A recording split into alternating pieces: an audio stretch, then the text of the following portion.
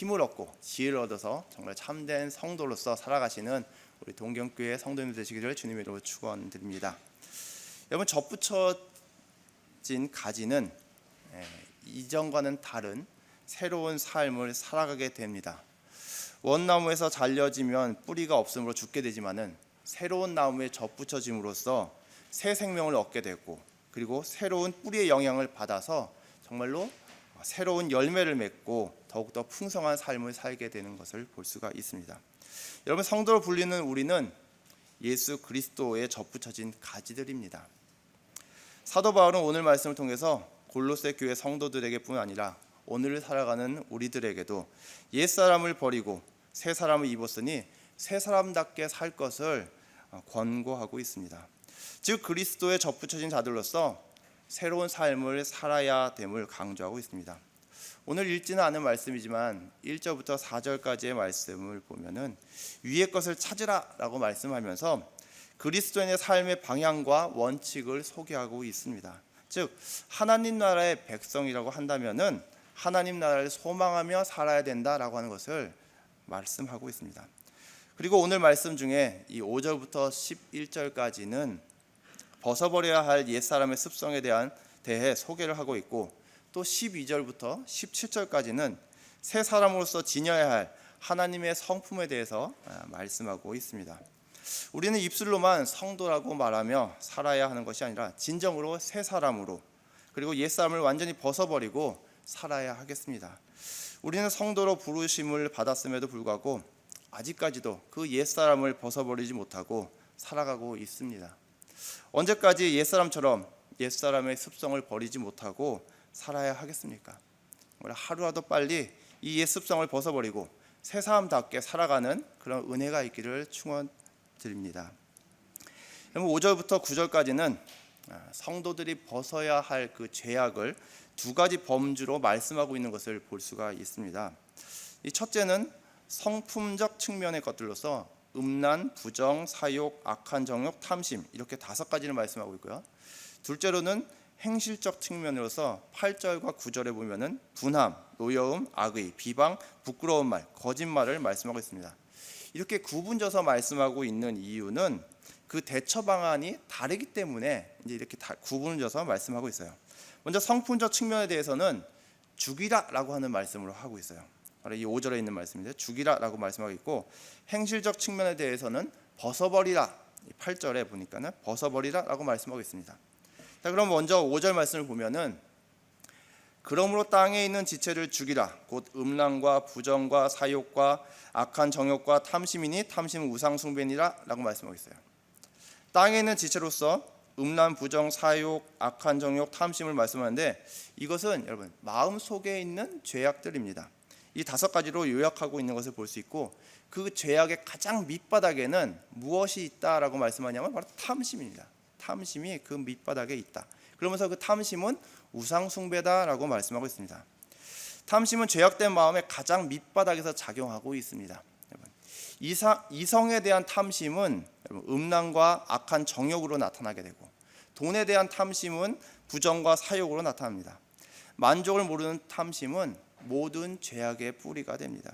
그리고 탐심이 마음에 자리 잡게 되면은 그 탐심이 주인 행세를 하기 때문에 우상이 된다라고 말씀하고 있는 것입니다.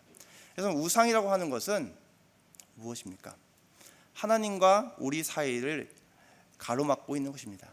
그것이 가로막고 있어서 하나님을 온전히 보지 못하게 하고 있는 것, 그것이 우상입니다.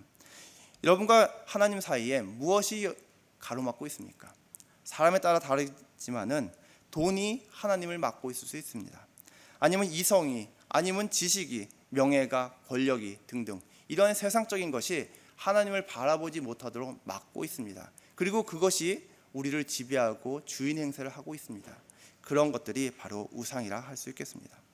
사도 바울은 바로 우리로 하여금 하나님을 보지 못하게 만드는 것들, 이런 것들을 죽이라라고 명령하고 있습니다. 그것이 죽어서 사라져야 하나님을 온전히 바라볼 수 있기 때문에 그렇습니다. 바로 땅의 지체라라고도 말씀하고 있는데, 바로 이것은 인간의 타락한 죄성을 이야기합니다. 이러한 것들은 매우 강력합니다. 그렇기 때문에 우리가 죽여라라고 명령받았다고 해서 내가 죽일 수 있는 것이 아닙니다. 성령의 힘을 입지 아니하면은 죽일 수가 없습니다. 그렇기 때문에 여러분, 우리는 늘 성령 충만하기를 간구해야 되고, 또한 말씀으로 성령 충만해서 이것들을 죽이는데 힘을 더해야 될 줄을 믿습니다. 자, 6절을 계속해서 보면은 이것들로 말미암아 뭐가 온다고요? 하나님의 진노가 임하느니라 라고 말씀하고 있습니다. 땅의 지체를 죽이지 못하면 하나님의 진노가 임합니다. 하나님의 진노는 여러분 공의로운 진노입니다. 사사롭게 우리를 향해서 진노하시는 분이 아닙니다. 땅의 지체를 죽이지 않는 자는 하나님의 말씀에 불순종하는 자들이고, 그리고 또한 진노의 자녀이고 불순종의 자녀들로서 결국은 하나님의 진노로 멸망받게 된다라고 말씀하고 있습니다. 여러분, 이 하나님의 진노에는 두 가지 개념을 가지고 있습니다. 먼저 우선은 현재적 개념으로서 죄에서 돌이켜서 회개하기 위해서 진노하시는 경우가 있습니다. 즉각적인 하나님의 진노죠. 그 진노함이 있을 때 우리는 자신의 죄를 깨닫고, 그렇죠? 회개하고 돌이킬 수가 있습니다. 그리고 또 한 가지 개념은 미래적인 개념으로서의 그 진노가 있습니다. 그것은 마지막 심판, 최종적인 심판, 바로 예수 재림 때 이루어지는 그 심판입니다. 그래서 이 현재적 개념의 진노와 그리고 미래적 개념의 진노 두 가지가 있다는 하는 사실을 우리는 기억해야 되겠습니다. 우리가 죄 가운데 살면서 하나님의 진노하심이 없다라고 한다면은 버려진 자식과 다를 바가 없습니다. 하나님께서 우리의 죄에 대해서 아무 말씀도 하지 않으시고 아무런 징계도 하지 아니하시고 침묵하고 계신다라고 한다면은 그 침묵 자체로서 우리는 이미 심판받은 것이나 별반 다르지 않습니다. 우리의 죄에 대한 책임을 지금 묻지 않고 마지막 때에 물으신다고 한다면은 그것으로 끝입니다. 더 이상 회복할 수 있는 기회는 주어지지가 않습니다. 그렇기 때문에 회개하고 돌아오게 하기 위해서 하나님의 진노가 우리들의 삶 가운데 있다고 한다면 여러분, 그것이 하나님의 은혜임을 깨닫고 빨리 회개하고 돌이켜야만 합니다. 하나님의 징계가 있음으로 인해서 괴롭지만은 여러분, 그것이 하나님의 은혜고 사랑임을 깨닫고 우리는 하나님께 더 큰 감사와 영광을 올려드리는 그런 성도들이 되어야 되겠습니다. 자, 7절을 계속해서 보면은 너희도 전에 그 가운데 살 때에는 그 가운데서 행하였으나 라고 말씀하고 있습니다. 그러면서 우리 모두는 죄 가운데서 죄를 짓고 살았다라고 하는 것을 말씀하고 있습니다. 바로 우리의 과거의 상태입니다. 예수 그리스도를 몰랐을 때 우리의 행하는 그 모든 것이 죄였습니다. 그러나 그것도 깨닫지 못하고 늘 죄를 범하며 살았습니다. 여러분, 죄가 습관화되어서 행하는 그 모든 것들은 다 죄가 됩니다. 하나님의 영광을 가리게 되는 것입니다. 8절과 9절 말씀을 보면은 이제는 너희가 이 모든 것을 벗어버리라. 곧 분항과 노여움과 악의와 비방과 너희 입에 부끄러운 말이라. 너희가 서로 거짓말을 하지 말라. 옛사람과 그 행위를 벗어버리고 라고 말씀하고 있습니다. 너희는 과거 죄의 본성을 따라 죄 가운데 행하던 자들로서 그저 진노의 자녀였다라고 말씀하면서 이제는 무엇이 되었다고요? 새로운 사람이 되었다라고 말씀하고 있습니다. 새로운 사람이 되었으니 옛사람의 행실을 다 벗어버려라 라고 말씀하고 있습니다. 바울은 이 옛사람의 행위를 나열합니다. 자, 그것은 분노, 노여움, 악의, 비방, 입에 부끄러운 말, 거짓말입니다. 여러분, 이 분함이라고 하는 것은 마음에 품는 불쾌한 감정입니다. 이 노여움은 남을 해하려고 하는 독한 마음입니다. 그리고 악이라고 하는 것은 겉으로 표출되는 악습, 비행 등을 말하며, 비방은 남을 헐뜯고 방해하며 치욕을 주는 행위들입니다. 부끄러운 말은 타인의 인격에 손상을 주는 입술의 범죄를 가리킵니다. 그리고 거짓말은 모든 악의 기원이 되는 것으로 속이는 것을 가리킵니다. 거짓말은 그 거짓말을 하는 사람을 속이고 또한 그 거짓말을 듣는 사람을 속이고 하나님을 속입니다. 그렇기 때문에 이 거짓말은 죄의 뿌리와도 같은 것입니다. 바울은 이러한 옛사람의 행위를 벗어버리라라고 말씀하는데, 이 벗어버려라라고 하는 것은 벗다라고 하는 의미 또는 치우다라고 하는 뜻으로서 이 낡은 옷을 벗어버리다라고 하는 그런 뜻을 가지고 있습니다. 죄악된 습성들을 단념하고 포기하고 제거하라는 뜻입니다. 아울러 버려야 하는 것으로서는 옛사람도 동시에 말씀하고 있습니다. 옛사람과 옛사람의 습성을 벗어버려라 라고 말씀하고 있죠. 옛사람과 옛사람의 행위, 그것은 죄의 지배를 받는 옛사람의 본성들, 그런 것들을 다 치워버려야 된다라는 것을 우리에게 말씀하고 있습니다. 이러한 옛사람의 본성을 어떻게 해야 할까요? 먼저는 5절에서 말씀하고 있듯이 옛사람의 본성을 그리스도의 십자가에 함께 못 박아 죽여야 합니다. 그리고 예수의 십자가를 의지하지 않고는 옛사람의 본성을 죽일 수 없다라고 하는 것, 불가능하다라고 하는 사실을 우리는 깨달아야 되겠습니다. 나의 죄를 대속해 주신 예수님의 죽음과 부활을 믿을 때 나의 죄된 본성은 사라지게 됩니다. 그리고는 옛사람의 행위와 습관들을 매일매일 벗어버려야 합니다. 즉 치워야 합니다. 왜냐하면 벗는 행위를 통해서 우리는 매일매일 성화되어 갈 것입니다. 우리는 구원받았지만은 아직 구원을 완성한 것은 아닙니다. 그렇기 때문에 매일매일 그 악습들을 벗어버리면서 성화의 길로 가야만 하는 것입니다. 여러분 끊임없이 중단하지 마시고 믿음 생활 이미 시작했잖아요. 그렇죠? 그렇기 때문에 그 성화의 길을 끊임없이 걸어가시기 바랍니다. 자, 10절 말씀을 보면은 새 사람을 입었으니 이는 자기를 창조하신 이의 형상을 따라 지식에까지 새롭게 하심을 입은 자니라 라고 말씀하셨어요. 여러분 창세기에 보면 사람은 누구의 형상대로 창조되었어요? 하나님의 형상. 그렇죠? 자, 아담의 범죄로 인해서 인류는 하나님의 형상을 잃고 말았습니다. 성도로서 여러분 궁극적인 목표는 다름 아닌 하나님의 형상을 회복하는 것입니다.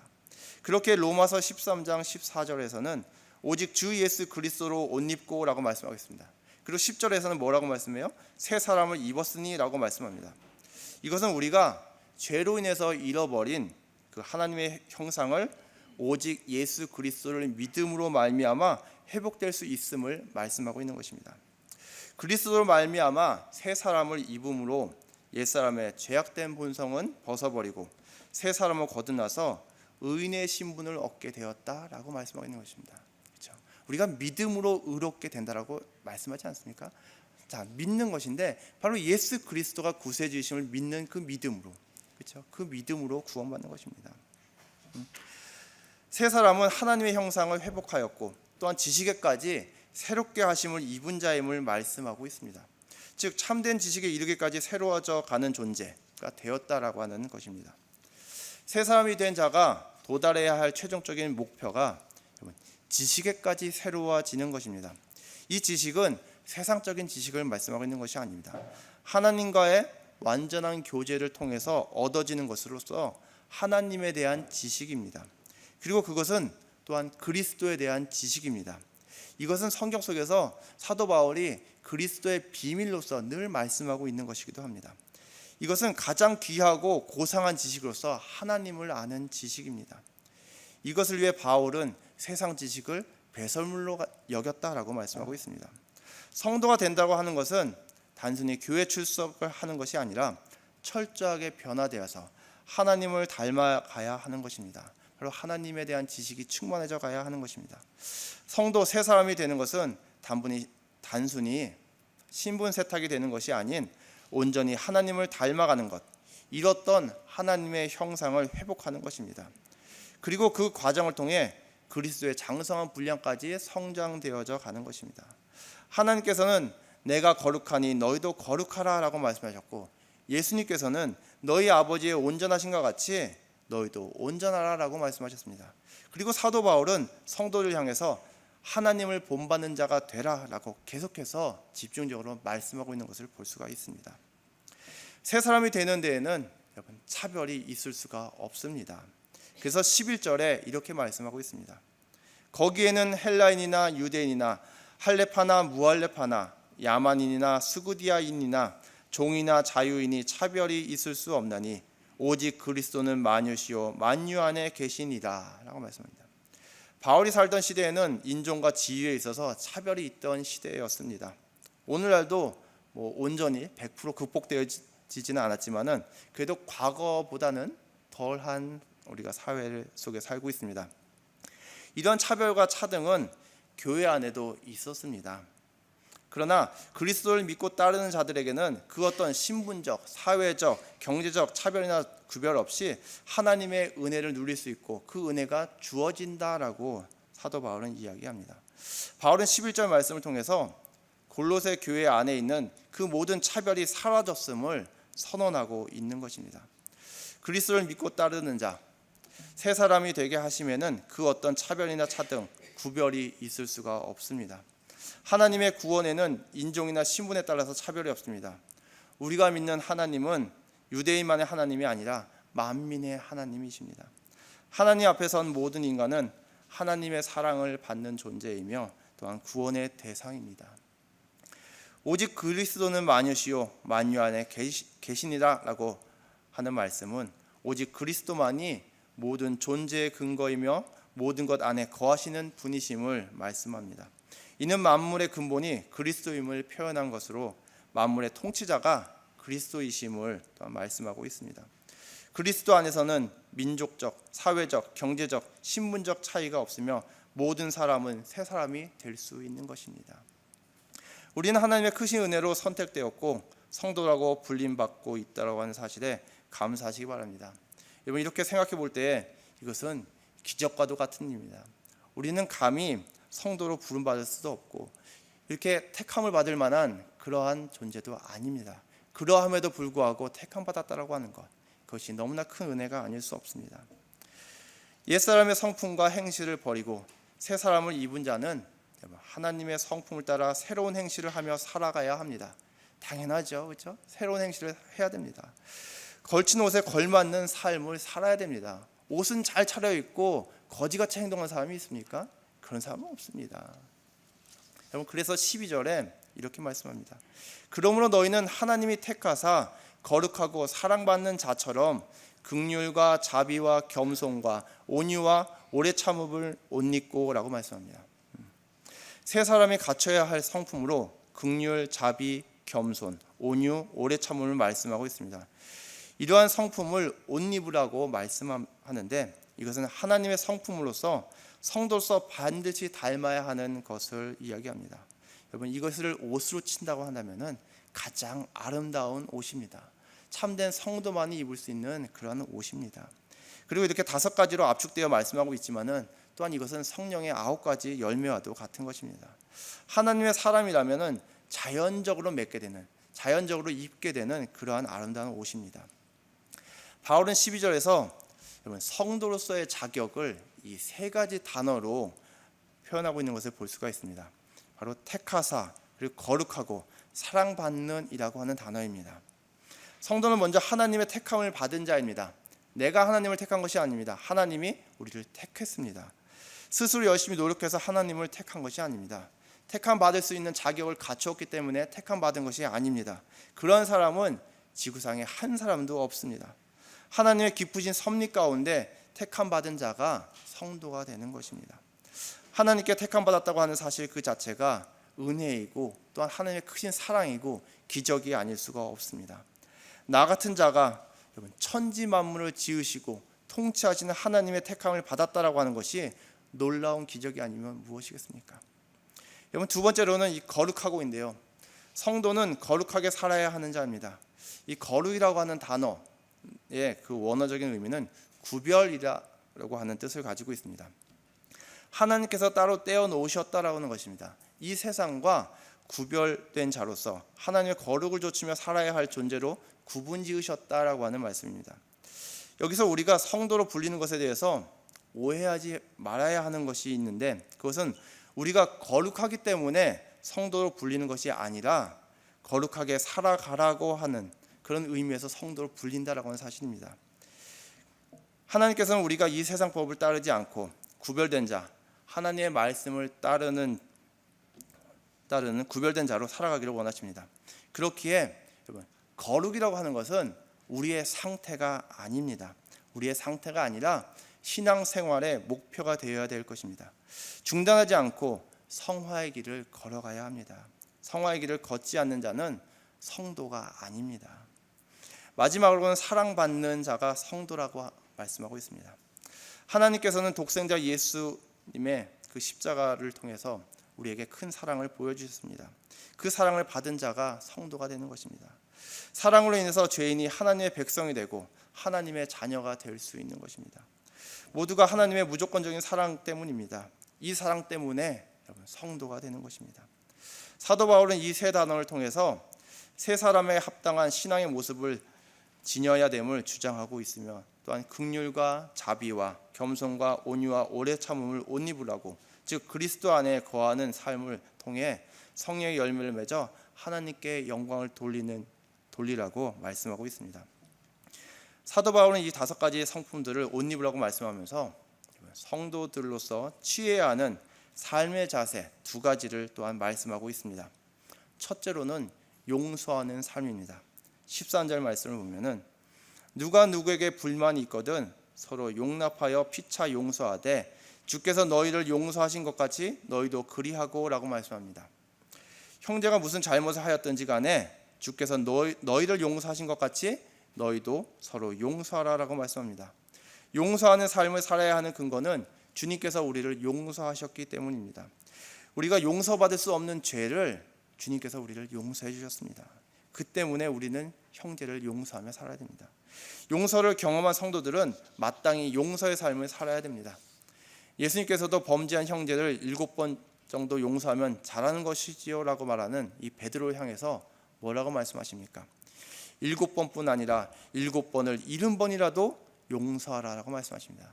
이 말씀은 70번 용서하라고 하는 것이 아니라 여러분 영원히 끝까지 계속해서 용서하라고 말씀하고 있는 것입니다. 바울은 용서하고 용납함으로써 교회 생활 가운데 발생할 수 있는 불평, 불만을 해소할 것을 권면합니다. 용서와 용납이 없으면 여러분, 교회 생활은 지옥처럼 느껴질 것입니다.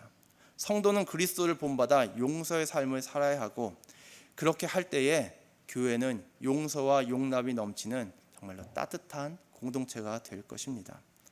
2번째로는 바로 사랑하는 삶입니다. 14절에 이 모든 것 위에 사랑을 더하라. 이는 온전하게 매는 띠니라 라고 말씀합니다. 용서가 진정한 용서가 되게 하기 위해서는 그 위에 사랑을 더하지 않으면 안 됩니다. 즉 사랑으로 용서해야 됩니다. 사랑하지 않으면 용서한다고 하는 것은 거짓말을 하는 것과 다르지 않습니다. 사랑 없이 행하는 그 모든 말과 행동은 울리는 꽹과리에 지나지 않습니다. 그렇게 형제를 용서하는 자리에 머무는 것이 아니라 예수께서는 자신의 목숨을 내어주기까지 사랑하셨던 그 사랑으로 서로를 사랑하는 데까지 나아가야 한다라고 말씀하고 있는 것입니다. 사랑은 성도들이 가져야 할 최고의 덕목입니다. 모든 덕의 기초이며 완성입니다. 사랑 없이 온전케 되는 것은 아무것도 없습니다.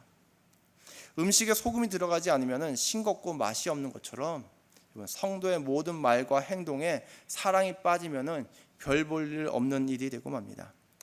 이 세상에 그리스도의 사랑을 증거하는 성도들이 없다면 이 세상의 존재 가치 또한 사라져 버릴 것입니다.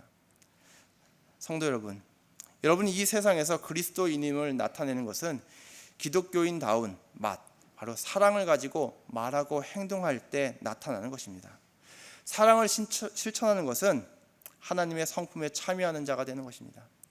사랑은 아무리 강조해도 지나침이 없습니다. 우리들이 주님의 사랑이 없이 말하고 행동하기에 계속해서 서로 미워하고 싸우며 악행을 저지르고 있습니다.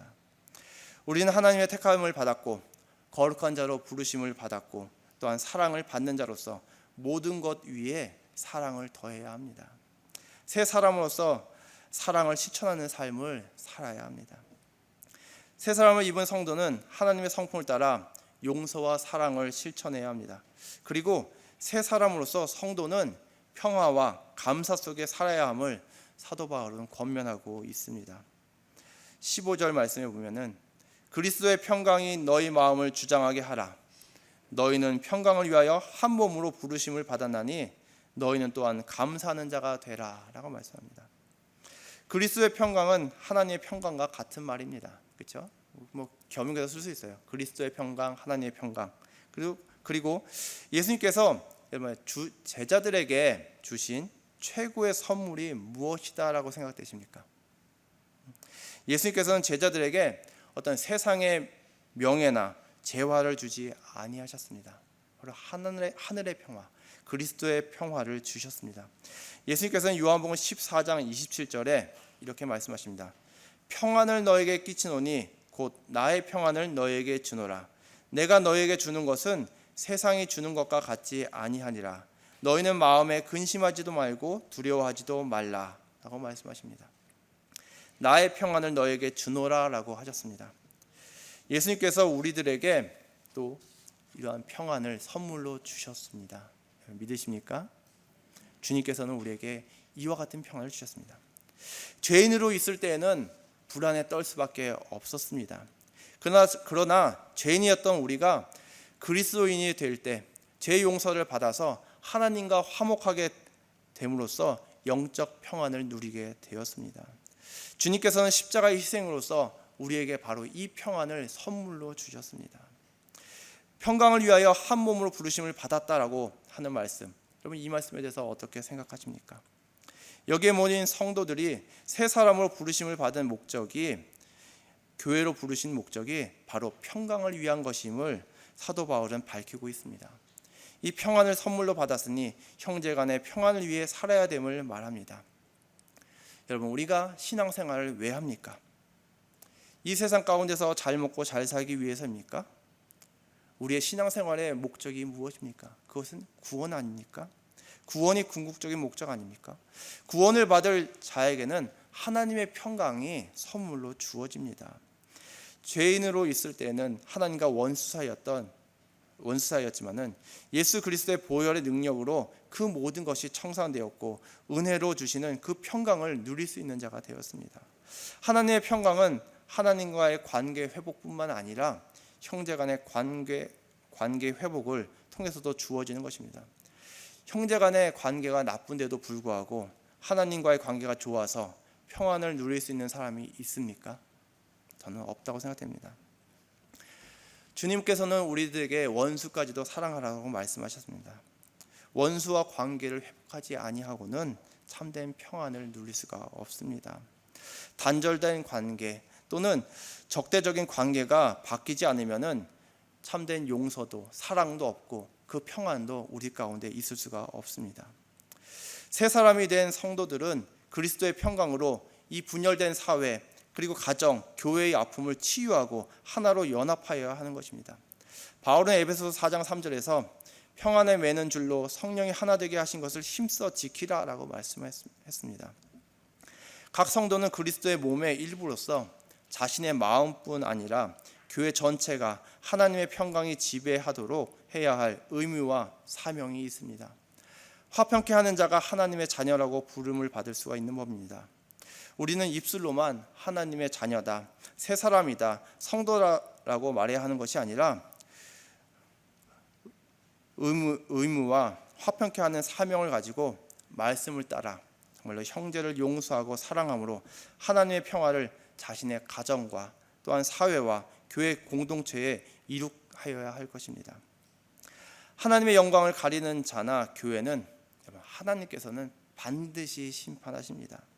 하나님께서는 선민이라 불리던 이스라엘도 심판하셔서 전 세계로 흩으셨음을 우리는 성경 속에서 볼 수가 있습니다. 또한 사도 바울은 로마서 11장 21절에서 하나님이 원가지도 아끼지 아니하셨은즉 너도 아끼지 아니하리라 라고 말씀하고 있습니다. 이 말씀은 로마 교회 교인들에게만 하신 것이 아니라 오늘 우리들에게도 똑같이 말씀하고 있는 것입니다. 교만에 빠져서 죄악을 행하고 우상 숭배에 빠져서 하나님의 영광을 가리고 있다고 한다면은 하나님께서는 아끼지 않고 잘라내어 버리실 것이다라고 말씀하고 있는 것입니다. 요즘 한국의 많은 교회들이 분열과 갈등 속에 있는데요. 이러한 모습을 보면 마치 미래학자 그 엘빈 토플러가 제3의 물결에서 비유했던 것이 떠오릅니다. 침몰해가는 배에서 좋은 좌석을 차지하려고 싸우는 모습, 그러한 모습으로밖에 보이지가 않습니다. 한국 교회가 영적으로 죽어가는데 서로 양편으로 나뉘어서 교회를 좌지우지하려고 하는 모습이 본질을 놓치고 있다라고는 생각이 듭니다. 전도나 선교를 위해서 싸우는 것이 아니라 운영권을 누가 차지하느냐를 가지고 싸우고 있고 자신들이 차지해야 교회가 안정되게 운영된다라고 착각하고 있고 교회가 정상적인 역할을 할 수 있다라고 착각하고 있습니다. 여러분, 교회를 살리는 길은 다른 데 있지 않습니다. 교회를 살리는 길은 자신들이 지은 죄에 대해서 철저히 깨닫고 통회하고 철저히 말씀에 순종하는 길밖에는 없습니다. 하나님의 긍휼을 구하지 않고 다른 방법으로는 절대로 살 수가 없습니다. 참된 하나님의 자녀들이라면 교회를 전쟁터로 만들어야 하는 것이 아니라 용서와 사랑을 통해 평화의 장으로 만들어야 합니다. 그래야 교회가 교회로서 영혼 구원의 사명을 감당할 수 있을 것입니다. 새 사람은 그리스도가 예배와 성도의 교제와 일반 생활의 중심이 되는 삶을 살아야 한다라고 말씀하고 있습니다. 16, 17절 말씀은 새 사람을 입은 성도는 그리스도 중심의 삶을 살아야 됨을 강력하게 말씀하고 있습니다. 16, 17절 말씀을 보겠습니다. 그리스도의 말씀이 너희 속에 풍성히 거하여 모든 지혜로 피차 가르치며 권면하고 시와 찬송과 신령한 노래를 부르며 감사하는 마음으로 하나님을 찬양하고 또 무엇을 하든지 말에나 일에나 다 주 예수의 이름으로 하고 그를 힘입어 하나님 아버지께 감사하라. 그리스도의 말씀은 하나님께서 예수님께 주신 것이며 또한 그것은 제자들에게 주어졌고 오늘 우리에게도 동일하게 주어진 말씀입니다. 그 말씀이 우리 안에 풍성해야 합니다. 사람이 떡으로만 사는 것이 아니라 말씀으로 산다라고 하는 것을 우리는 말씀 중심의 삶을 통해서 증거해야 합니다. 말씀이 우리 안에 풍성하게 하는 방법은 무엇이 있을까요? 말씀을 읽고 묵상하고 그대로 행할 때에 풍성해질 수 있는 법입니다. 많이 읽었다고 해서, 많이 들었다고 해서, 많이 외웠다고 해서 풍성해지는 것이 아니라 행함이 없는 믿음이 죽은 것처럼 그 말씀들을 행하지 아니하면은 그 참된 말씀의 능력을 깨달을 수 없고, 그리고 또한 그 말씀이 풍성해지지가 않음을 우리는 알아야 되겠습니다. 여러분, 씨앗 자체로는 풍성해지지가 않습니다. 말씀은 씨앗과도 같습니다. 그 말씀이 심겨져서 성장되고 자라지 않으면은 풍성해질 기회가 없습니다. 여러분, 그 말씀이 여러분 마음판에 새겨져 있습니까? 심겨져 있습니까? 그렇다고 한다면 그 말씀대로 행하십시오. 그럴 때 그 말씀이 자라서 꽃이 피고 많은 열매를 맺게 될 것이고 정말로 그 말씀이 풍성해지는 삶을 우리는 살아갈 수 있게 될 것입니다. 여러분, 그리고 새 사람은 말씀대로 살아 깨달은 지혜로 가르치고 권면해야 합니다. 성도의 교제는 서로 웃으면서 그냥 대화하는 것이 아니라 이처럼 서로 깨달은 것 가지고 서로 가르치고 배움으로써 이 생명의 말씀을 나눌 때에 정말 참된 교제가 이루어지는 것 아니겠습니까? 생명의 양식을 서로 나누어 먹는 사이, 여러분 그런 사이 한번 상상해 보셨습니까? 그러한 사이라면은 얼마나 아름다운 관계일까 여러분 꿈꿔보시기 바랍니다. 그리고 또한 그러한 관계를 많이 맺으시기 바랍니다. 뿐만 아니라 새 사람을 입은 사람은 시와 찬송과 신령한 노래를 부르며 감사하는 마음으로 하나님을 찬양해야 합니다. 성도는 예배를 통해서 하나님과의 관계가 온전해집니다. 예배를 통해 하나님께 영광을 돌리고 예배를 통해 하나님의 은혜를 또한 입습니다. 그렇기에 예배의 회복은 하나님과의 관계의 회복입니다. 우리는 예배를 드림으로써 참다운 성도로서 살아갈 수 있는 것입니다. 요즘 코로나로 인해서 예배에 대한 자세가 느슨해진 것은 사실입니다. 꼭 교회에 모여서 예배 드리지 않아도 된다라고 하는 생각들이 우리들 마음속에 생겨났고, 또한 자신의 소속된 교회에서 예배 드리지 않고 매주 유명한 교회 사이트에 접속을 해서 인터넷으로 유명한 목사님들 설교를 들으면서 은혜롭고 좋다라고 생각하는 분들이 참으로 많아졌습니다. 요즘 현대 예배에서 설교가 차지하는 부분이 크다고는 하지만은 설교를 듣는 행위 그 자체는 예배의 전부가 될 수가 없습니다. 설교는 예배의 한 부분입니다. 예배는 자신을 하나님께 드리는 행위입니다. 예배는 하나님에 대해서 공경의 뜻을 표현하는 일체의 모든 행위를 지칭합니다. 성경 속의 예배의 최초의 형태는 가인과 아벨이 드렸던 희생제사입니다. 구약시대 예배가 하나님께 희생제물을 드림으로써 행해졌고, 또한 신약시대에 와서는 그 희생제물이 우리 자신으로서 대체되었습니다. 하나님 향한 헌신과 섬김이 없이 은혜만 받으려고 하는 자세는 올바른 예배자의 자세가 아니다라고 말씀드릴 수가 있습니다. 그리고 또한 예배는 어디서 행해지고 언제 행해져야 한다라고 하는 것은 사실 크게 문제가 되지 않습니다. 그러나 진정한 문제는 하나님을 바라보면서 예수 그리스도를 바라보면서 자신을 산 제물로 드리고 있느냐라고 하는 것이 중요한 문제입니다. 그리고 종말 때를 살아가는 우리들은 예수 그리스도의 재림을 대망하면서 예배를 드리지 않으면 안 됩니다. 또한 세 사람은 여러분 말과 행함에 있어서 예수의 이름으로 행하며 하나님께 감사해야 합니다. 예수의 이름으로 한다고 하는 것은 예수님이 하나님의 아들로서 갖는 그 힘과 능력 그리고 권위로 한다라고 하는 것입니다. 그리고 예수의 이름으로 한다라고 하는 것은 그리스도의 영광과 명예를 위해서 한다라고 하는 것입니다. 우리의 주인이 누구입니까? 예수 그리스도 아닙니까? 우리는 예수 그리스도의 이름으로, 즉 그분의 힘과 능력으로 말과 행동을 함으로써 그분께만 영광을 돌려야 합니다. 성도라고 불리는 우리들은 옛사람과 옛사람의 행실이 죽고 새 사람을 입은 자들입니다. 이 사실을 믿으십니까?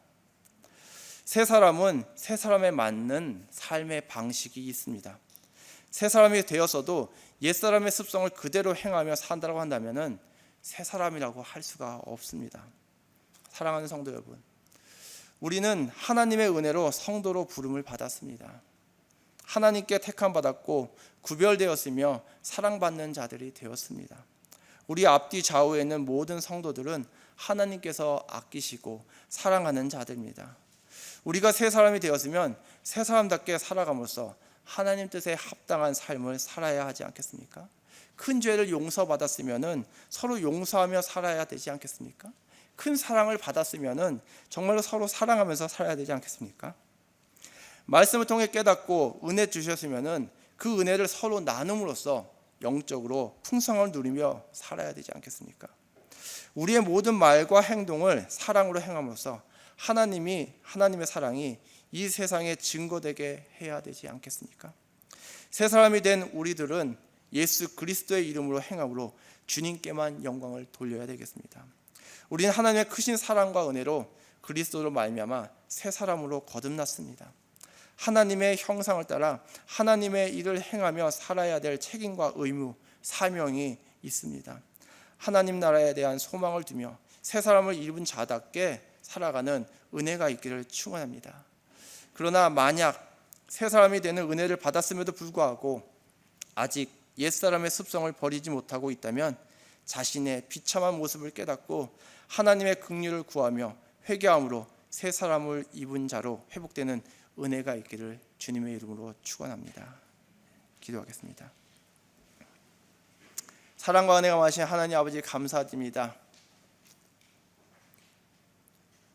주님의 은혜로 새 사람이 되었고 택함을 받았고 또한 구별받았고 사랑을 받았음에도 불구하고 저희들 새 사람다운 삶을 살아가지 못했습니다. 하나님의 자녀다운 삶을 살아가지 못했습니다. 예수 그리스도의 제자다운 삶을 살아가지 못했습니다.